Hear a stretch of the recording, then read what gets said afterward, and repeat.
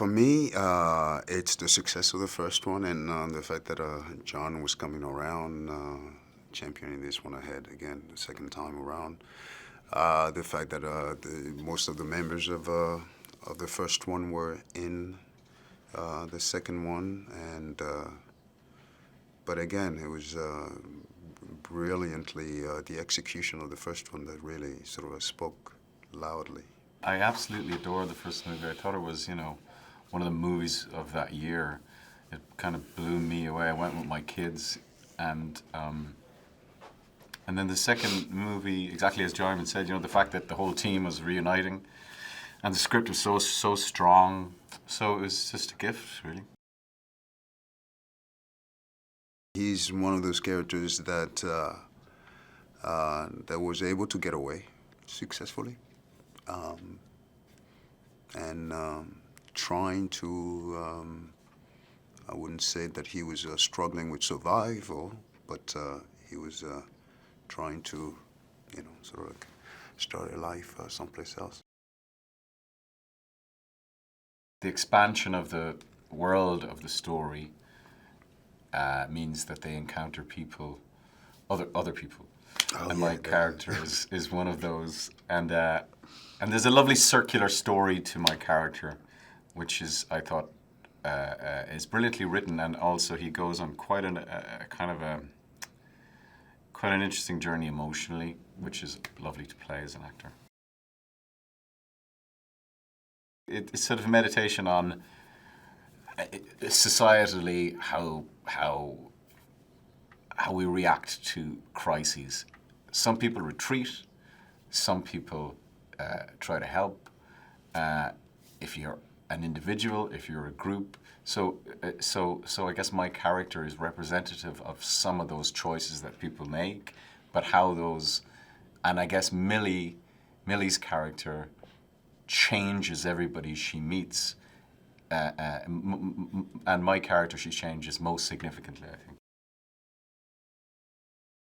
It's such a wonderful setting to be directed by John, and knowing that he's an actor in himself, and the way he's, you know, for the first time, you know, having an actor-director sort of like talk to you in a very more on an emotional tone of dialogue than the verbal, sort of like the usual type, you know. So that was unusual to be directed by you know, by John. His favorite movie is Jaws, so that just tells you everything. And so to create a world, an atmosphere that is full of threat, but yet that the scares and the tension is all ratcheted up really by your imagination, or by the potential of what could happen, and by putting yourself into that position, and that the audience putting themselves into that position, and that's extraordinarily hard to do. I mean, you look at the masters of that, you know, obviously Spielberg, Hitchcock, whomever, you know what I mean? The fact that he can do that, like that, straight off the bat, is kind of, it's kind of amazing, and still be one of the nicest people in the world. I think Cillian has so much more running. I did a bit of fighting. Oh, you did that too? Yeah. Yeah? Well, maybe when you see the movie, you'll see. Yeah, sure. Once I get around to it, yeah. Well, he did some excellent evasive driving. My stunt were quite.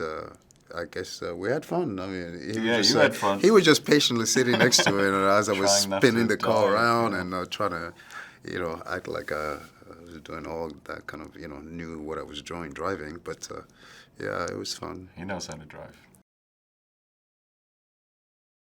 Oh wow, yeah, so much edgier. I mean, we're dealing with the world in which you can't make a sound. Now we had to deal with the world. You know, I mean, I guess we were, you know, sort of like confined in a very confined, you know, area. Now you're exposing yourself into the world outside, and like he put it, Cillian put it, the others. You know, now you have to deal with the others, that are out there that have successfully survived as well, and so what is their condition as well. Whatever people loved about the first one, they're going to even love more about the second one, because it has all of that stuff, that emotion and that anxiety, but I think it expands it